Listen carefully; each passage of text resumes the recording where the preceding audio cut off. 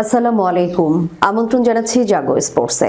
আপনাদের সাথে আছি মমতাজ শাহিন রুম্পা। শুরুতেই জানাবো আপডেট। বিসিবি আইসিসি বৈঠকে ও সিদ্ধান্তে অনড় বাংলাদেশ। বিসিবির কাছে মাথা নত করতেই হলো আইসিসি বিসিসিআই। শ্রীলঙ্কার ভেন্যু করতে গ্রুপ বদলের আলোচনা। ভারতীয় অধিনায়কের সঙ্গে হ্যান্ডশেক না করা এক মুহূর্তের মনোযোগের অভাবে বলছে বিসিবি। আকবর মুশফিক জুটিতে শীর্ষে থেকে শেষ করল রাজশাহী। বিগ ব্যাশের নতুন নিয়ম, ব্যাটার করবেন না ফিল্ডিং, ফিল্ডার করবেন না ব্যাটিং। সাবেক প্রোটিয়া অলরাউন্ডারকে নিয়ে ইতালির বিশ্বকাপ দল ঘোষণা। শুনছিলেন শিরোনাম, এবার বিস্তারিত। বিসিবি আইসিসি বৈঠকেও সিদ্ধান্তে অনড় বাংলাদেশ। বিসিবির কাছে মাথা নত করতেই হলো আইসিসি বিসিসিআইয়ের। শ্রীলঙ্কার ভেন্যু করতে গ্রুপ বদলের আলোচনা। টি-20 বিশ্বকাপ ইস্যুতে বাংলাদেশের অবস্থান সম্পর্কে চূড়ান্ত আলোচনার জন্য 17 জানুয়ারি বাংলাদেশে আসছে আইসিসির প্রতিনিধি দল।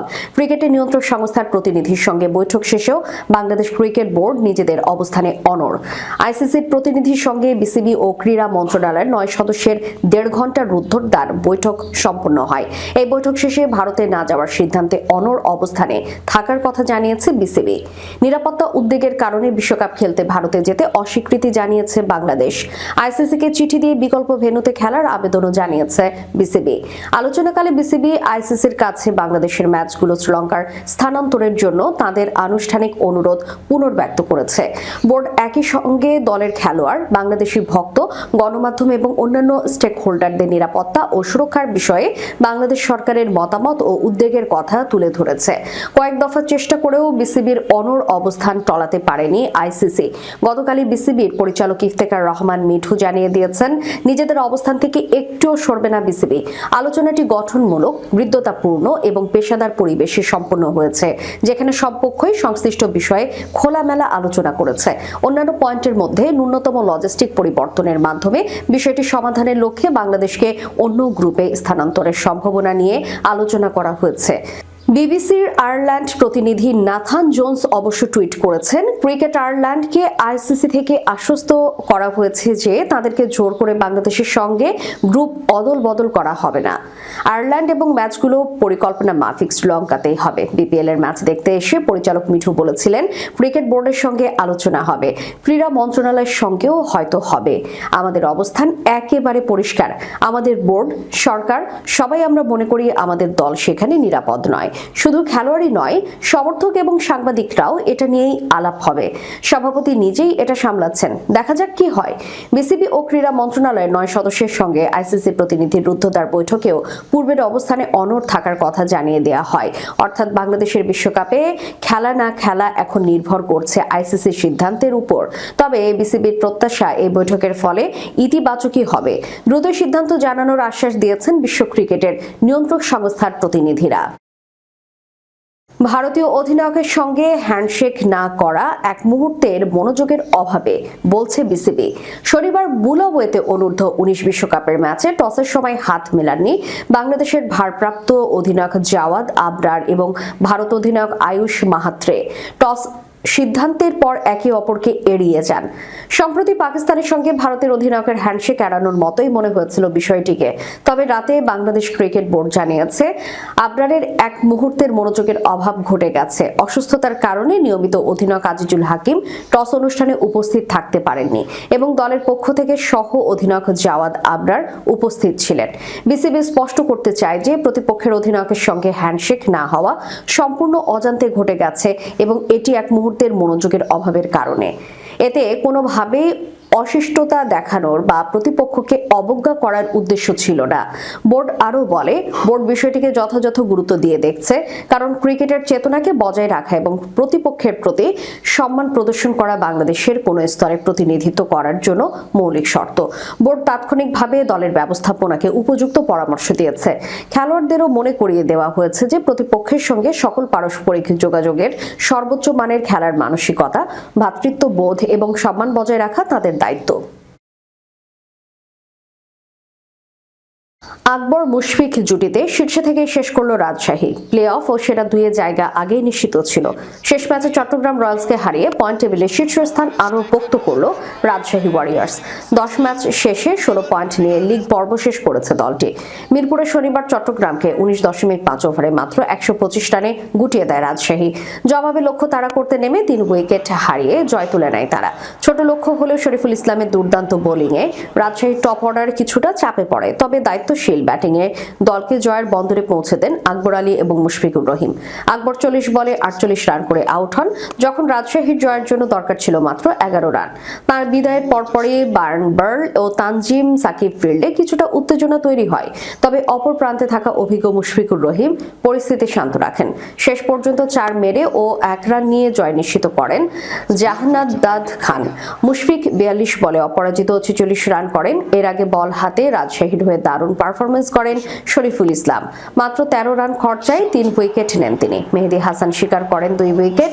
চট্টগ্রামকে অল্প রানে আটকে রাখতে সবচেয়ে বড় ভূমিকা রাখেন তানজিম সাকিব। ডানহাতি এই পেসার 4 ওভারে 17 রান দিয়ে নেন 4 উইকেট। বিগ ব্যাশের নতুন নিয়ম, ব্যাটার করবেন না ফিল্ডিং, ফিল্ডার করবেন না ব্যাটিং। অস্ট্রেলিয়ার জনপ্রিয় ঘরোয়া টি-20 প্রতিযোগিতা বিগ ব্যাশ লিগে 2026-27 মৌসুম থেকে চালু হচ্ছে নতুন একটি কৌশলগত নিয়ম, ডেজিগনেটেড ব্যাটার এবং ডেজিগনেটেড ফিল্ডার। নতুন নিয়ম অনুযায়ী কোনো দল চাইলে একজন খেলোয়াড়কে ডেজিগনেটেড ব্যাটার হিসেবে মনোনীত করতে পারবে। এই খেলোয়াড় শুধু ব্যাটিং করতে পারবেন, তবে তিনি ফিল্ডিং বা বোলিং করতে পারবেন না।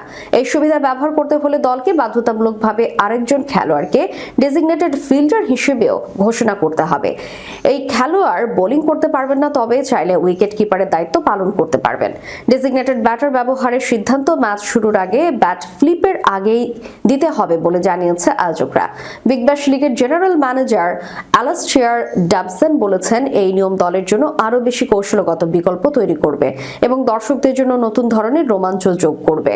অস্ট্রেলিয়ার সাবেক টেস্ট অধিনায়ক রিকি পন্টিংও মনে করেন, এই নিয়ম অভিজ্ঞ ক্রিকেটারদের দীর্ঘদিন টুর্নামেন্টে খেলার সুযোগ করে দেবে এবং একই সঙ্গে তরুণদের দ্রুত অন্তর্ভুক্তিতেও সহায়ক হবে। তিনি বলেন, এতে করে আন্তর্জাতিক ক্রিকেটারদের জন্য বিগ ব্যাশে খেলা আরো আকর্ষণীয় হতে পারে, কারণ ফিল্ডিং এর সময় চোট পাওয়ার ঝুঁকি কমবে। যেমন ট্রাভিস হেডের মতো খেলোয়াড়দেরই ক্ষেত্রে এই নিয়ম কার্যকর হতে পারে। সাবেক প্রোটিয়া অলরাউন্ডারকে নিয়ে ইতালির বিশ্বকাপ দল ঘোষণা। প্রায় 5 বছর পর আন্তর্জাতিক ক্রিকেটে নতুন অধ্যায়ের সামনে দাঁড়িয়ে জেজে স্মার্টস। দক্ষিণ আফ্রিকার সাবেক এই অলরাউন্ডারকে অন্তর্ভুক্ত করে আসন্ন টি-20 বিশ্বকাপের জন্য 15 সদস্যের দল ঘোষণা করেছে ইতালি।